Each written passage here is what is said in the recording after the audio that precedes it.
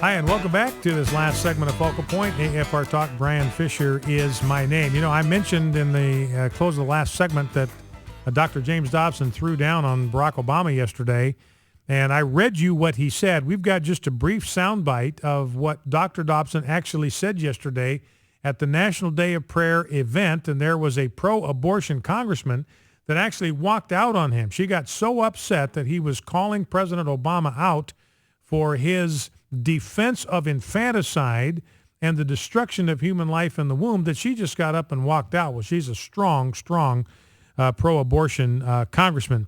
And here is what Dr. Dobson said. It's very short, but this is the punchline I want you to get. This is Dr. Dobson calling out President Obama. Come and get me, Mr. President, if you must. I will not yield to your wicked regulations.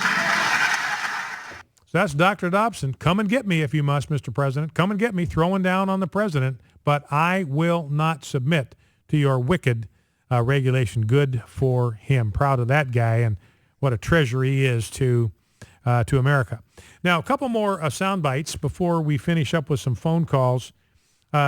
This is former NSC spokesman Tommy Vietor. I got two sound bites from him. You know, we saw that Ben Rhodes, the guy that's responsible for that email, is a fiction writer. I'm looking at his bio here. He has a master's degree in fiction writing from New York University. So he's used to writing stuff that's made up. He's used to writing stuff that's make-believe. He's used to writing stuff that came out of his own fevered imagination, and that's what he did with that email. Now, this Tommy Vietor was a spokesman for the National Security Council, the NSC, National Security Council. This guy is the spokesman for them. He is speaking for the NSC on matters of our national security. And there's a good chance that he was the one that changed the word attacks to demonstrations in the talking points. Remember, the original version of the talking points that came from the CIA referred to these as attacks. And the Obama administration wanted it to look like these were demonstrations that just got out of hand, even though there were no demonstrations. This was an attack, a pre-planned, coordinated attack from Jump Street. And this Tommy Vietor may have been the one that changed the word attacks to the word demonstrations. Now, this guy started working for Barack Obama when Barack Obama was still Senator Obama from Illinois. And his first job was as the driver of a press van. He rose up the ranks through the 2008 campaign, then the White House press office, to become the National Security Council spokesman. I mean, ladies and gentlemen, I cannot tell you how absurd and juvenile and infantile this is, that you would have an administration that would promote a van driver to the place where he is speaking for the administration on matters of national security. You know, it tells me that these people are not serious about governing. This whole thing is like a game to them. It's like they're still in high school. It's like they're playing Sim City or something like this, or Sim World. So it's just bizarre, and it's just frankly appalling to a staggering degree. Now here's Brett Baer, clip number one.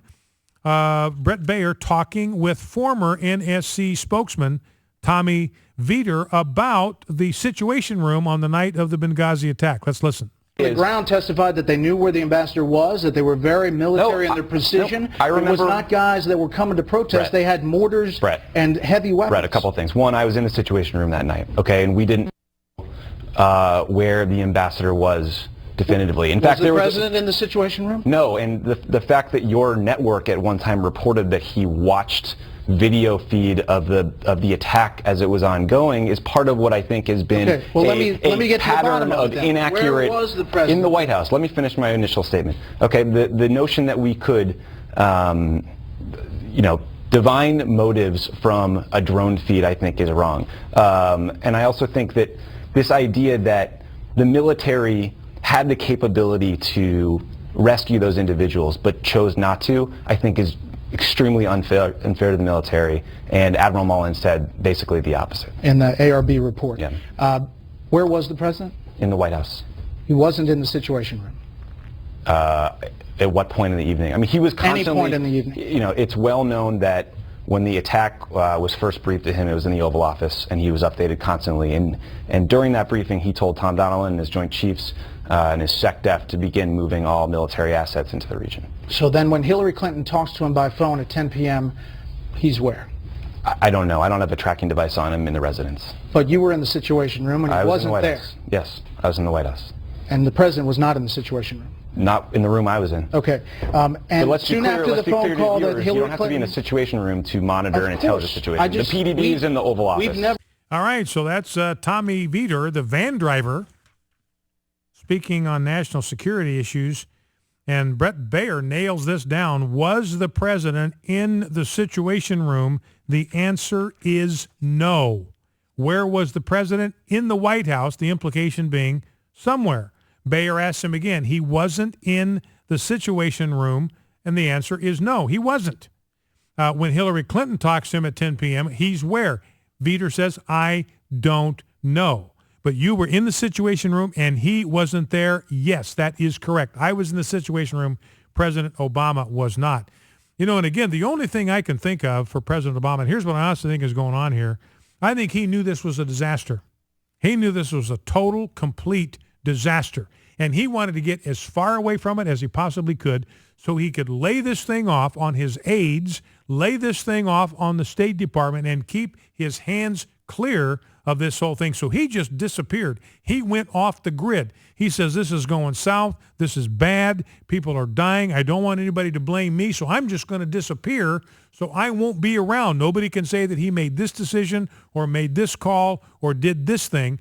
I'm going to give myself some insulation there by just flat out disappearing. Here is clip number 2. Again, Brett Baer talking to Tommy Vietor, the van driver for Barack Obama. According to the emails and the timeline, the CIA circulates new talking points after they've removed a mention of al-Qaeda. Yeah. And then at 6:21, the White House, Me, add a line about the administration warning of September 10th of social media reports calling for demonstrations. True? I believe so. Did you also change attacks to demonstrations in the talking points? Maybe. I don't really remember. You don't remember? Dude, this was like 2 years ago. We're still talking about the most mundane it is the thing process that everybody is talking about. We're talking about the process of editing talking points. That's what bureaucrats do all day long. Your producers edit scripts multiple times. This is kind of amazing. As Nancy Pelosi might say, Benghazi, Benghazi, Benghazi. Why aren't we talking about something else? Oh, man. This is unbelievable. He calls him dude. He calls him dude. Now, that's not how you expect a National Security Council spokesman to talk. National security spokesmen that have any maturity, any experience, any wisdom, don't use the word dude on national television when they are talking about an incident that resulted in the deaths of 4 Americans. These people, every one of them, are infants. They are juveniles. They have not one single shred of qualification to do the job that they are being paid to do. It's just, I mean, it's abhorrent. It's disgusting. It's beneath contempt. You got this guy who once was a spokesman for the National Security Council calling Brett Baer dude. And Baer says, dude, I mean, he got upset with him. This is what everybody is talking about. He says, I don't remember. Maybe I changed it. Maybe I didn't. I mean, I almost don't have words to describe how pathetic this is. All right, let's go back to the phones, finish out the program. Let's go to Whitey in Jacksonville, North Carolina. Whitey, welcome. What's on your mind? Yeah, she's got to meet at 4. Yes, Whitey, are you with me? Can you hear me, Whitey? Yes, sir. I okay. am so sorry. All right, that's all right. Come right ahead. Tell me what's on your mind. Yes, I'm the person that told you about the destruction of Damascus a few months ago. Uh-huh. And I just wanted to tell you one thing that was funny is I guess Jack Van Imp listens to your program because the following week, the following Sunday where it comes on here, he spoke about the destruction of Damascus. Oh, really? About the Antichrist, and I just thought that was funny. But the reason I'm calling is last week you gave me a revelation that really made my heart move. You talked about China becoming the largest Christian nation in the world. Yes, that could happen this century.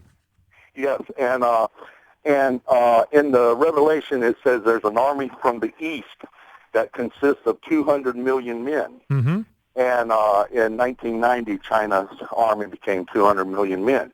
And but that was one of the prophecies I've always wondered about, is because when the bear comes down to attack Jerusalem, the army from the east of 200 million men are coming from the east. And how can I say, is that I always wondered, were they coming to help Russia, or were they coming to try to protect Jerusalem? Well, if they're becoming a Christian nation, now it's opened up the prophecy to me where they're going to come, and I really believe is to fight against the bear instead of fighting with them. Well, that's a possibility, Whitey. Listen, I appreciate your call.